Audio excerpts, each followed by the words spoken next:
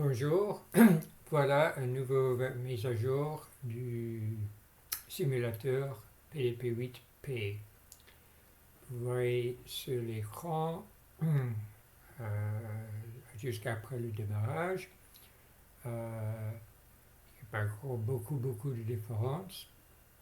J'ai amélioré quand même le pupitre de commande ici pour être plus proche de la maquette que je suis en train de construire physiquement. On peut passer sur le logiciel et charger les choses comme d'habitude avec le listing ici. Ensuite, on va charger le programme. Et voilà, et donc ça fonctionne plus ou moins comme l'ancienne. J'ai aussi changé un petit peu l'affichage ici pour que les chiffres ne se déplacent pas.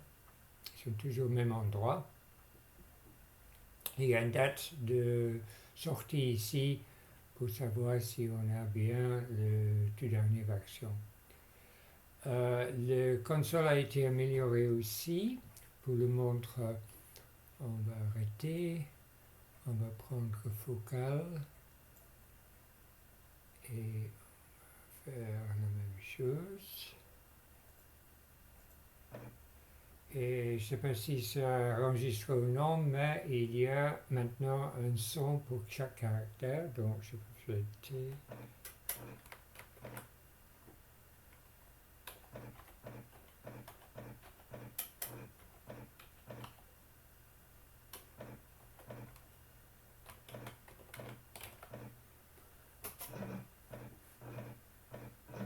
Et voilà.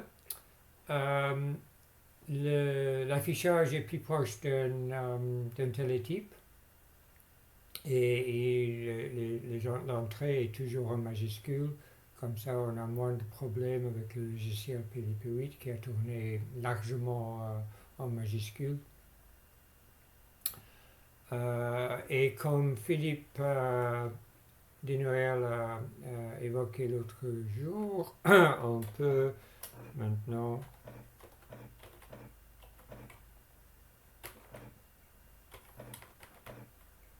faire... Non.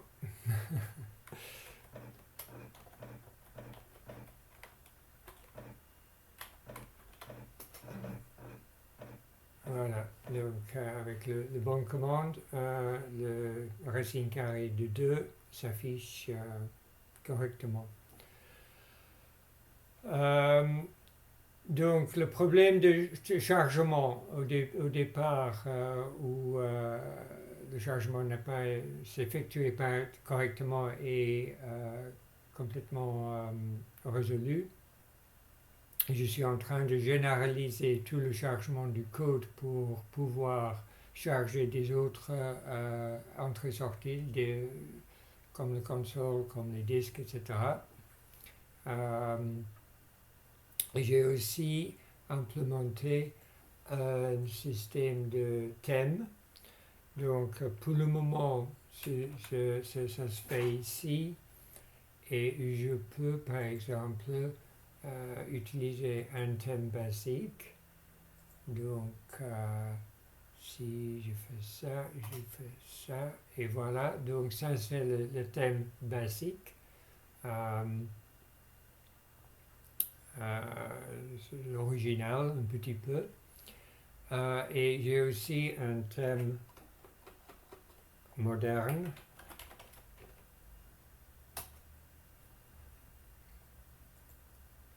qui utilise un affichage de LED différentes couleurs.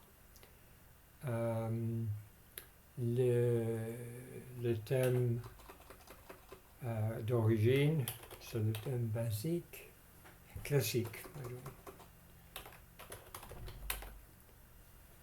Et donc, ça c'est le thème de défaut. Voilà, donc petite mise à jour avec pas mal de changements quand même à l'intérieur, surtout autour des entrées-sorties, comme je disais, pour généraliser les choses. Euh, les thèmes sont ici, basique, classique et moderne. Euh, les ressources, ce sont les sons pour le télétype et les images pour le tableau de commande. Le logiciel, il y a beaucoup plus de programmes de test. Tous les tests maintenant de la machine de base tournent sans erreur. Euh, J'utilise les tests publiés par Bar en Allemagne, donc son simulateur Macintosh. Et la première tranche, les premiers deux tranches de tests tournent sans aucun problème. Il y a des problèmes ensuite avec la mémoire étendue et bien sûr avec l'Extended Arithmetic Element. Le mémoire étendue, il y a des problèmes avec l'implémentation qui nécessitent d'être résolus. Et avec le EAE, il y a pas mal de travail pour faire une implémentation correcte. Voilà, donc je laisse là, à vous à jouer, et à la prochaine.